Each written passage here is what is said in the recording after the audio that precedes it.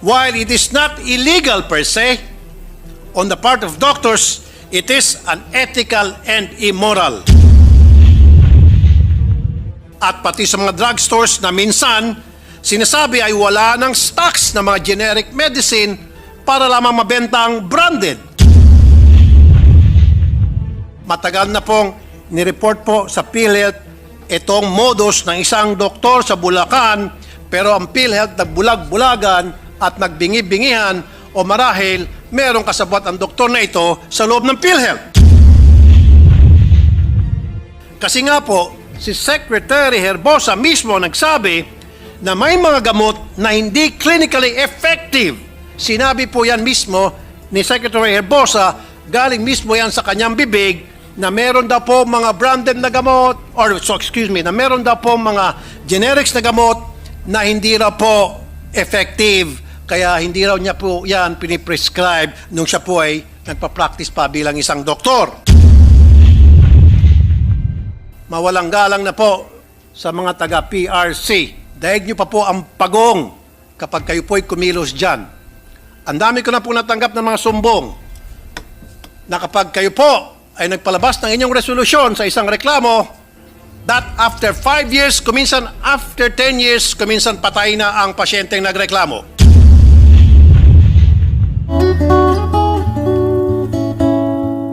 If you remember last April 2, 2024, our hard-working senator from Davao, Senator Bongo, conducted a hearing for the Committee on Health and Demography, where I raised several concerns in the medical community. One is the bullying of residents by their senior consultants.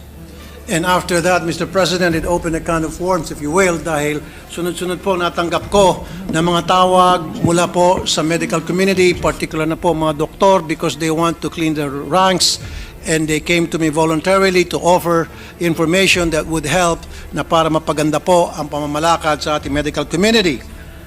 Now, I also raised the question about the violation of the Generics Act of 1988. I mentioned to Health Secretary Ted Herbosa that there are instances when patients and hospitals are forced to purchase expensive branded medicines from the hospital pharmacy. Minsan pa, walang choice ang pasyente sa branded o generic pag nirasyon na ng nurse ang mga gamot. Sa hirap ng buhay, naniniwala po ako sa hikain ng Generics Act natin dahil kawawa po ang pangkaraniwang mamamayan na walang pambili ng gamot.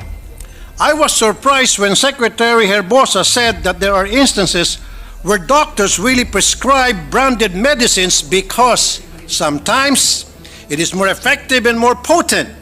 Sinabi ko po sa kanya, kung ganun pala, bakit dapat hindi na-aproba ng FDA ang nasabing generic na gamot kung wala naman pala itong bisa? Mas lalong mapapamahal si Juan de la Cruz. Kung ang murang gamot ay hindi naman pala gumagana, dapat dumadaan talaga sa masusing pagsisiyasat ng FDA ang mga ito. Nung nasabing hearing na yon, ko na inilatag kay Secretary Herbosa ang issue tungkol sa mga junket trips ng mga doktor sa iba't ibang bansa kung saan sponsor ang mga pharmaceutical companies. Medyo nagtalo kami ni Secretary Herbosa dahil dito sabi niya bawal na daw ito dahil tayo ay signatory ng Mexico Protocol kung saan bawal ang mga medical professionals na tumanggap ng mga benefits or gifts from pharma companies. Sabi niya, sinusunod daw ito ng mga medical organizations. Ang hindi ko po maintindihan, bakit ayaw aminin ni Secretary Herbosa ang rampant na practice na ito? Wala daw po siyang knowledge na rampant ito. Sabi niya, ang junket ay nung araw nangyayari bago na pirmahan ang Mexico Protocol.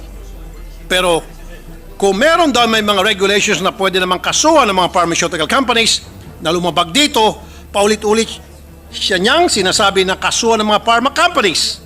Ang pinagtataka ko po, hindi pa it takes two to tango. Dapat may liability din ang mga doktor. Medyo marami pong hindi natuwa sa akin sa medical community. Gusto ko po linawin, malaki pong respeto ko sa medical practitioners. Sabi po, sila po ang ating mga frontliners and they have proven time and time again na sila ay mga bayani.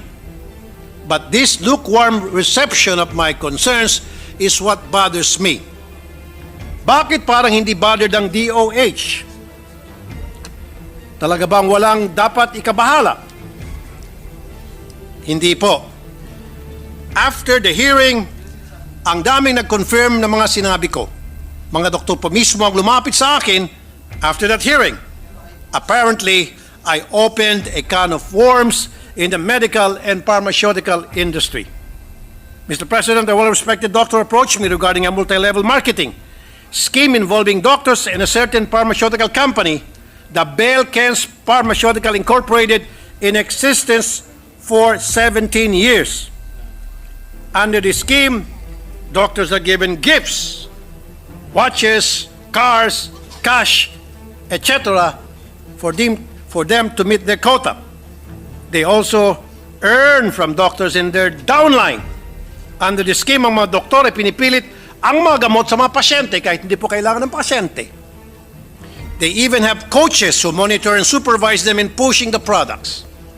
The pharma companies are able to track the activities of these doctors and determine who are indeed delivering and performing well. Ibig sabihin, nakamonitor po ang aktibidad ng mga doktor base po sa kanilang mga pagreseta. While it is not illegal per se, on the part of doctors, it is unethical and immoral. Mr. President, our people are barely making ends meet, and rarely do they have medical expenses counted on their monthly budget. Kaya po, pag may nagkakasakit, bawat sentimo ay mahalaga. This MLM scheme is troubling for the medical community for several reasons. Una, malamang hindi nag-iisa itong kumpanyang ito.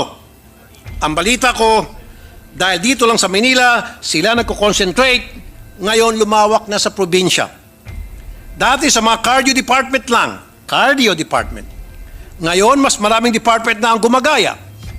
Pangalawa, kawawa naman ang mga may sakit dahil siya ay napipilitang bumili ng mga gamot na hindi naman pala nila kailangan. Sayang ng pera nila dito, baka lumala pa ang kanilang sakit. Pangatlo, this puts the medical field in a bad light. Patients are going to second-guess the prescription of their doctors. Sa medical field, there is premium on trust because it is a specialized field na hindi naman naintindihan ng pangkaraniwang tao. So kung wala kang tiwala sa doktor, bakit di ka nalang pumunta sa doktor? O i-google na lang ng mga tao ang sakit nila, and that is very dangerous. We have to review the Generics Act of 1988 and the Universally Accessible, Cheaper and Quality Medicines Act of 2008. Kasi nga po, si Secretary Herbosa mismo nagsabi na may mga gamot na hindi clinically effective. Sinabi po yan mismo ni Secretary Herbosa, galing mismo yan sa kanyang bibig, na meron daw po mga branded na gamot, na meron daw po mga generics na gamot na hindi raw po effective, kaya hindi raw niya po yan piniprescribe nung siya po ay nagpa-practice pa bilang isang doktor. Not all medicines are created equal. Some have varying bioefficacy and bioequivalence. Kung ganoon pala, bakit hindi ito in-address ng FDA? Why do we approve generic medicines and tell people that it is the same as branded ones kung hindi naman pala ito epektibo? I still believe in generic medicines, pero dapat it should really be equivalent to branded ones insofar it is clinically effective. The FDA is to be at the forefront of this concern. What tests are they doing to check on the potency of these medicines? Paano nakapasok sa merkado ito mga ineffective na gamot? Malawak ang sakop ng mga scheme na ito sa pharma industry. Kasamang FDA, mga opisyal ng ospital na in charge sa procurement, mga doktor na nagbibigay ng prescription, at pati sa mga drugstores na minsan sinasabi ay wala ng stocks na mga generic medicine para lamang mabenta ang branded, or sinasabing wala ng available na mga branded medicines para mabenta lang ang mga generics medicines. Nagkasanga-sanga na po ang problema. Ang tawag po dito ay switching, na kuminsan ay kasabot din daw po, unfortunately, ay mga tao na nagbabantay sa butika. Isa pang lumapit sa akin after the hearing sa committee ay ang sumbong ng isang doktor sa Bulacan.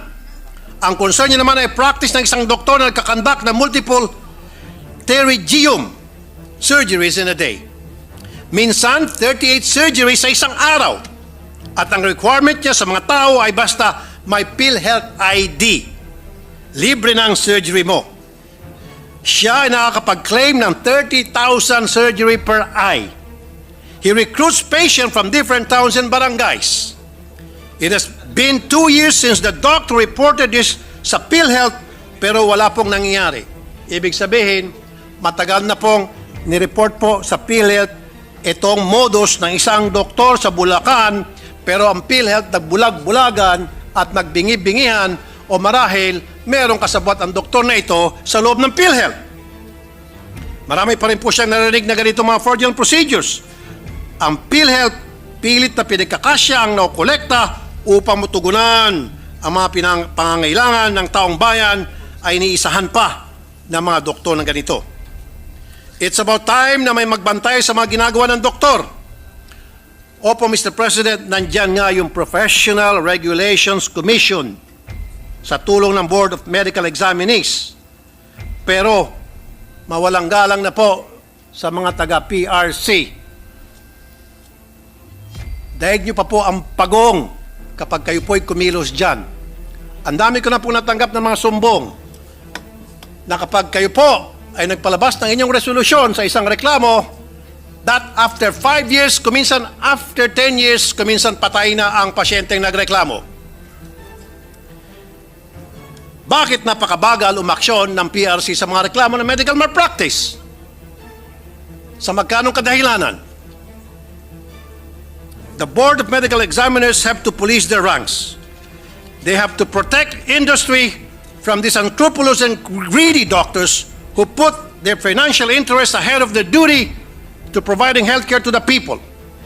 Mr. President, our doctors should be put at a higher standard compared to other professions.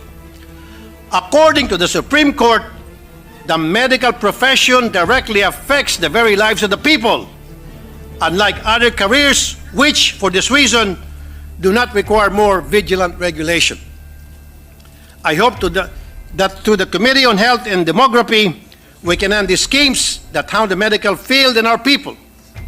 I believe there is a need to put stiffer penalties for these unethical and immoral acts. They must be declared illegal.